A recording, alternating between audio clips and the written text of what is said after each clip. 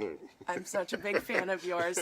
And I have been following your thoughts on Interstellar on Twitter, but since this forum allows us more than 140 characters, Yes, I it thought does. we'd play around with that. On a scale from 1 to 10, 1 being absolutely, completely not plausible, 10 being very realistic, where would you place Interstellar on that scale? I would say that the science was ambitious, and the science that they tackled, black holes, wormholes, relativistic time dilation, I mean, they went all out for that. And so I'd give it an 8 or 9 out of 10 on this. Wow, Oh, yeah.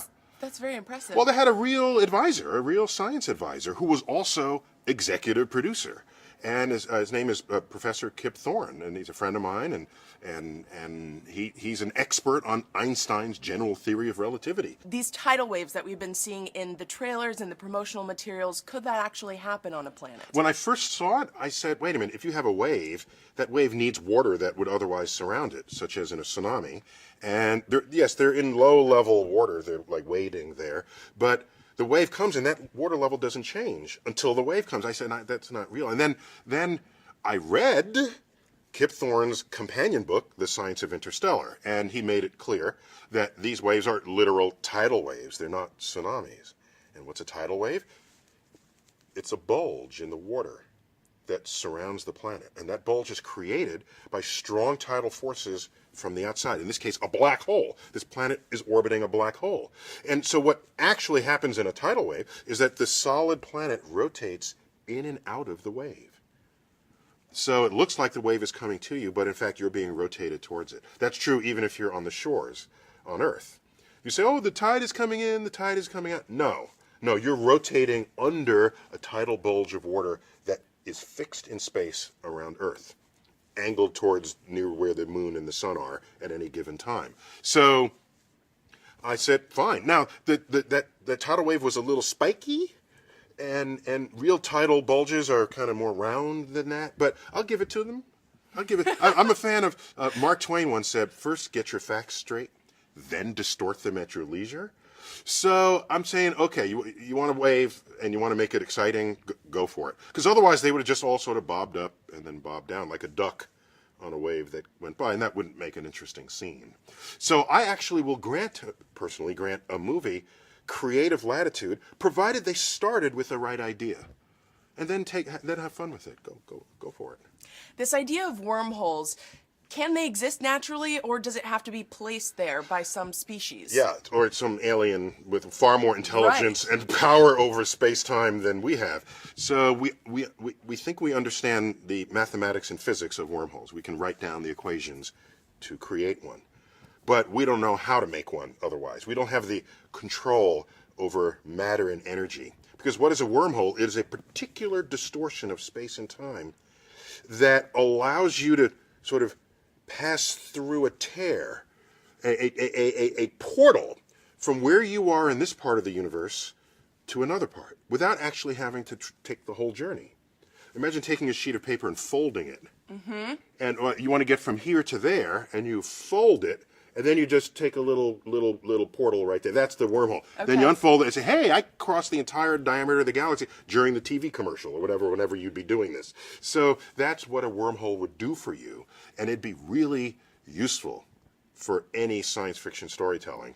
And because they were properly advised in Interstellar, they got the physics of that right. As you come upon a wormhole, what would that look like? And you'd see this sort of distortion in space.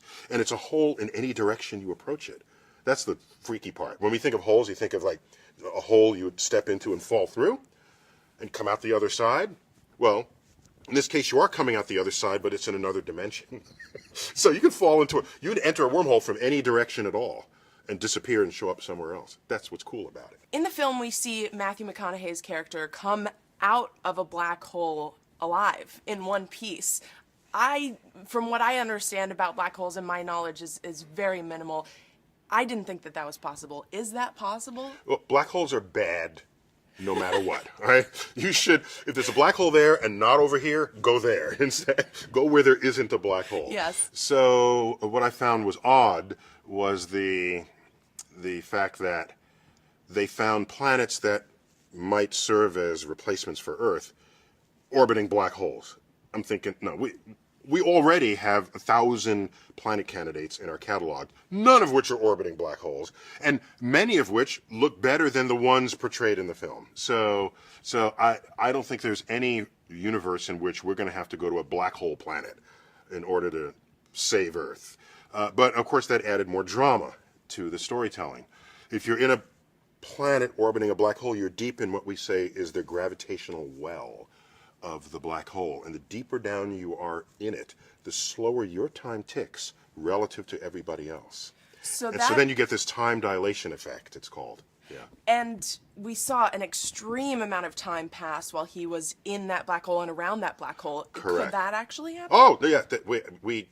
Yes, it happens all the time. We can measure this. In fact, it happens daily. No. GPS satellites orbiting high above Earth are farther away from Earth's gravity than we are on the surface. Okay. It is in a different time reference frame than we are. And you calculate what that difference is using Einstein's equations of general relativity, and GPS satellites are pre-corrected when they beam the time down to us to compensate for relativity. So it's happening all around us. All around us. All around us. The timekeeping is so precise that even for something as measly as Earth and its weak gravitational field relative to a black hole, this effect is still there. And we can measure it and we compensate for it in our daily communication with the GPS satellites, for our cell phones, for our navigation devices, and everything else we use them for. So it is real. Now, in the movie, they just brought it to an extreme example with a black hole rather than Earth's surface. And yes, you can calculate where you'd have to be, how close you'd have to be to the black hole to get that difference in the rate at which time ticks. And so they did that. So you'd have to be uncomfortably close to the black hole. But again, that's the sort of the cinematic license that they're taking to add to the drama of the storytelling. Finally, let's talk about this mind-bending conclusion to Interstellar. Is there a chance that in some other alternate universe there's a parallel depiction of Dr. Neil deGrasse Tyson and Simone Boyce who could be actually puppeteering this interview that we're doing right now? So there may be a multiverse out there where we in our universe are just one of many. That's not even philosophically much of a stretch. There was a day we imagined that Earth was alone in its sort of meaning in the universe, and we find out we're just one of 8 planets.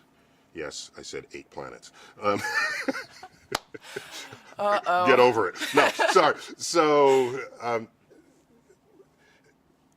then we saw the sun. And we said, well, the sun is a special thing in the sky. Nothing else looks like it. We found it's just one of all 100 billion other stars in the galaxy. Oh, galaxy's special. No, we're just one of 100 billion galaxies. Well, the universe is special. Well, maybe not. Maybe our universe is one of many. And so there's good historical precedent for the universe having more than one of anything and everything. In other words, the universe, as far as we know, has never made one of anything. So why would there even be one of itself, perhaps? And so if that's the case, then molecules are assembling and the forces of nature conspire to make stars and planets and possibly life.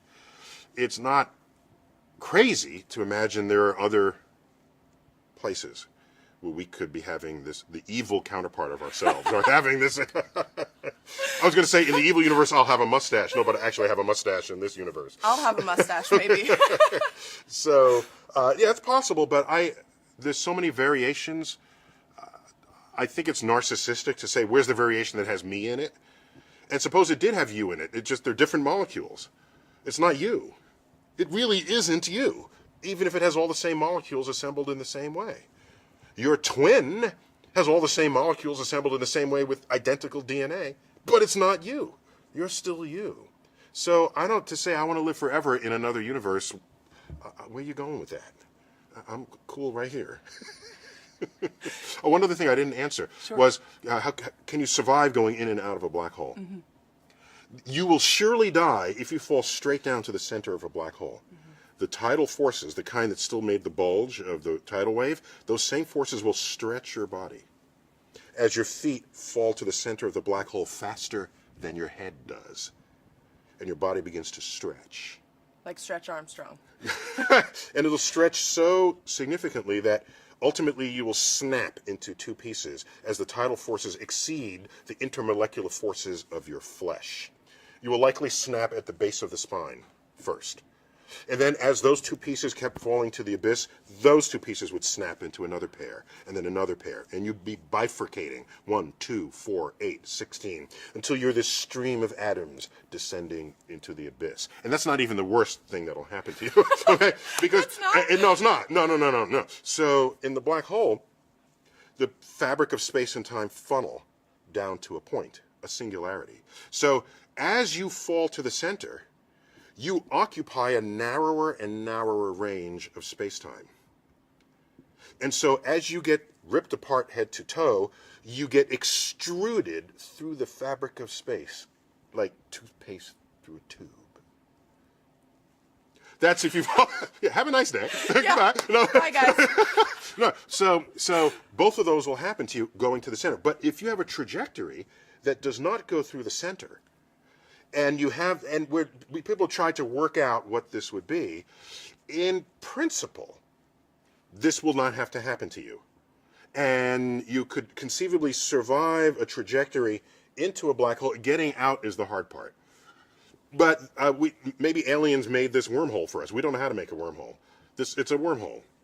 And there are black holes there. So there might be trajectories out of black holes where you're still intact, and we have people working on that. And that was some of the fictionalized storytelling of the film. That's why it's called science fiction. Right. You get some science right, and then the rest is fiction.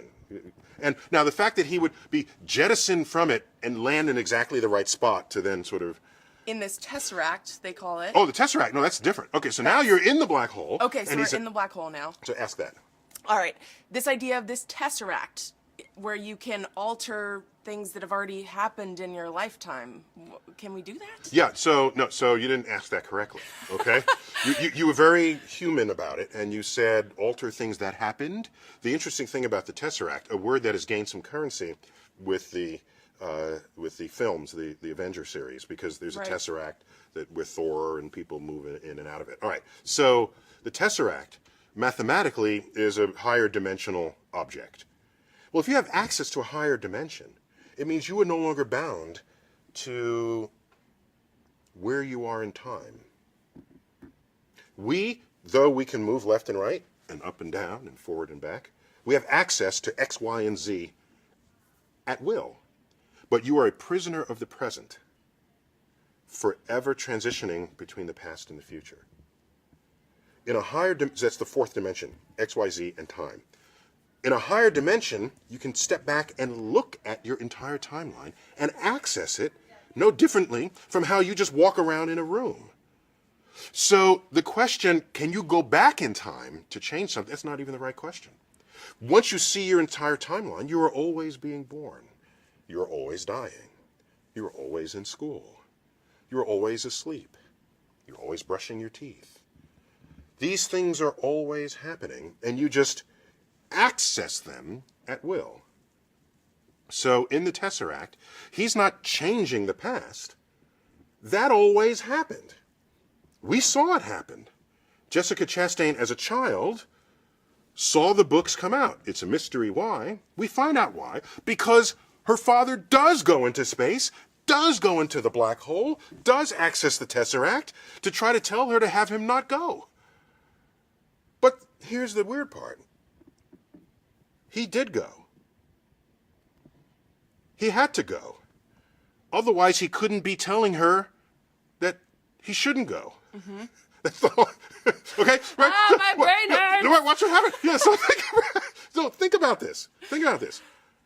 If she did interpret his signals correctly and managed to prevent him from going, then he would have never given her the signals in the first place to tell him to not go. So that entire series of events had to unfold exactly as portrayed. And so you're wrong to think that you're going to go back and change something in a timeline that is already there. So, yeah, it can make your brain hurt because we are prisoners in our own 4 dimensions. And in higher dimensions, really cool stuff can happen as portrayed in the film. When I watch a film like Interstellar, it makes me want to go into space. I really hope that I'll see that opportunity before I die. Do science fiction films make you want to go into space? Not if bad things happen. Like Gravity. Yeah. Has there been a science fiction film that didn't proceed like this? People go into space and something bad happens. I think there's the whole plot of every single science fiction film you've ever seen. I think I interviewed Christopher Nolan for my radio show, Startalk Radio. We haven't aired it yet. It'll come out in a few weeks. And I learned that he was deeply influenced by the film 2001, A Space Odyssey. It's his favorite film, I believe. Yeah, I'm old enough to have seen it like in real time when it came out. I think I'm a little older than he is, so he had to catch it on the upswing later. Back then, they would re-release the film to theaters because no one had video access, home video access. So that was deeply influential to him, and I understand why.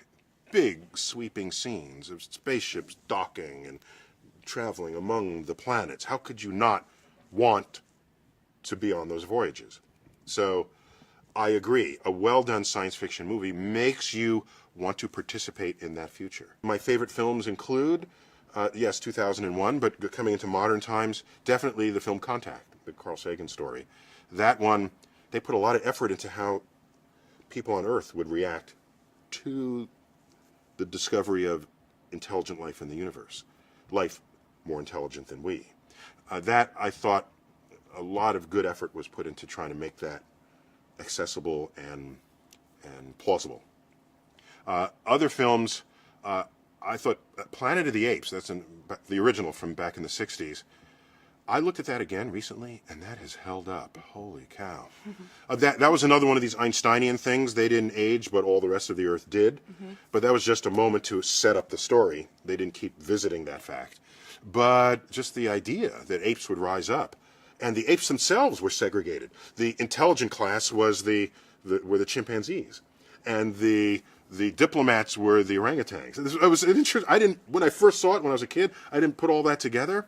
But even in that world, people sort of segregated by what species of ape you were, and the police were the gorillas, right?